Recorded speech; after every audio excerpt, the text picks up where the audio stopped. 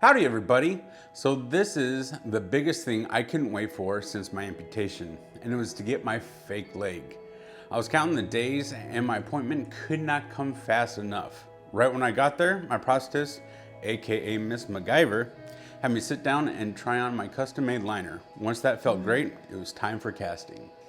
She got a bowl of hot water and a roll of plaster and kept applying layers until Forrest Gump, yeah, that's what I called it, was completely covered.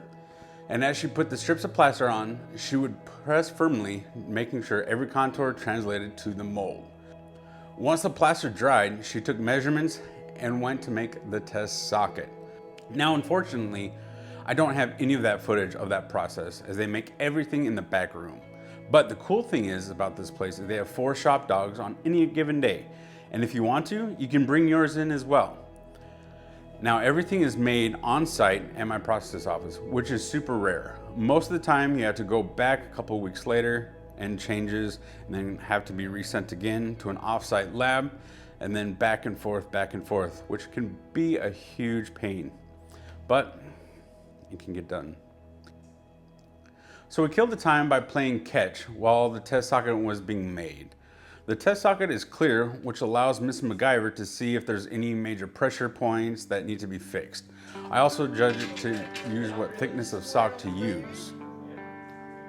So I get to try it on, and she's checking out the areas of the socket that needs to be adjusted. Not in the middle at all. Oh yeah.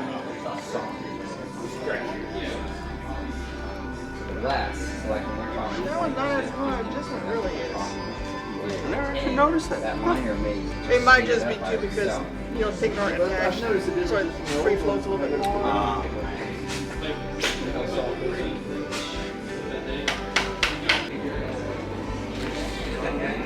So this sleeve, what you're going to do is, most people will put it on sitting. Some people like to be standing to have weight on it. Yeah.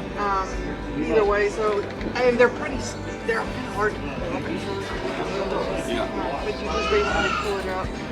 So next half hours to get everything fixed. Okay. Alright, so just standing there. Yeah, it looks like. Yeah. Let me have it. First run out of it.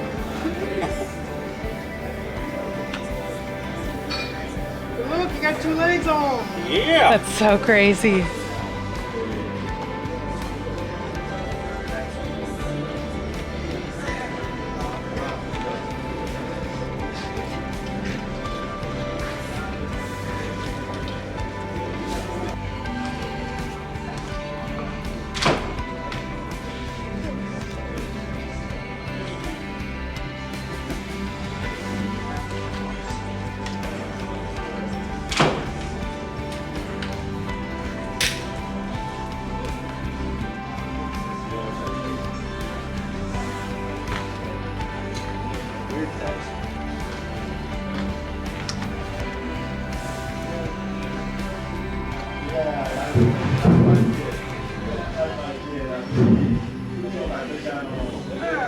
So, now stand up even.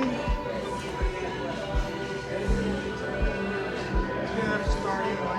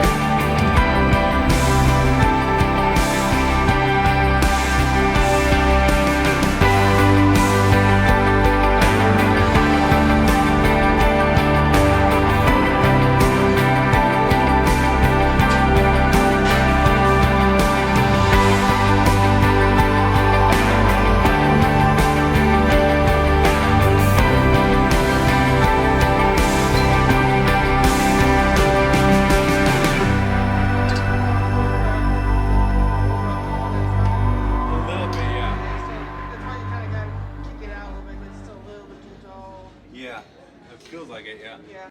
On this socket, I needed to shave the inside of the middle area because the end of my tibia bone stuck out. And that's the biggest thing about this process. There's a lot of trial and error. You just have to keep trying until different things until it fits kind of like a glove. I never actually really understood that up until now. So with the socket, it needs to be fitted so well that it becomes an extension of part of you. If it doesn't feel right, tell your prosthetist. And that's super hard, right? Especially when it's your first time and you don't really know how to pinpoint the issue yet. But you need to give your prosthetist an accurate and detailed description on what you're feeling. Maybe that should be a video in itself. All right. And so, after many test sockets and countless liners, this is the final product. It's not really the final product, huh? There's going to be a lot of countless adjustments, and let's face it, I'm kind of fat. Since my first initial test socket to the final one, there's been such a drastic change that the final socket can actually probably fit inside the first test socket, which was a time span of about 3 months or so.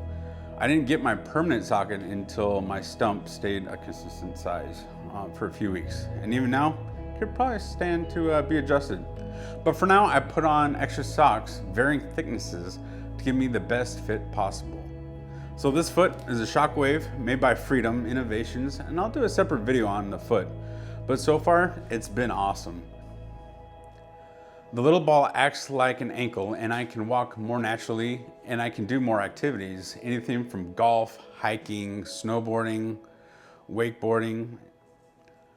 And even though it's not rated to be waterproof on paper, I've gone to the water parks with it, and I'll be going to the beach with it as well. So it's been pretty fine. So when I was talking to Miss MacGyver, she said every prosthetic foot is basically waterproof. You just need to know what spots need protection.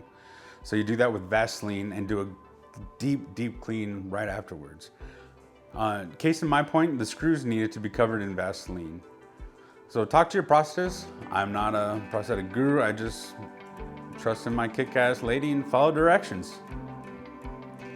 So that's the basic rundown version of getting a prosthetic leg. Well, I've been Zach, and until next time, I'll see you later.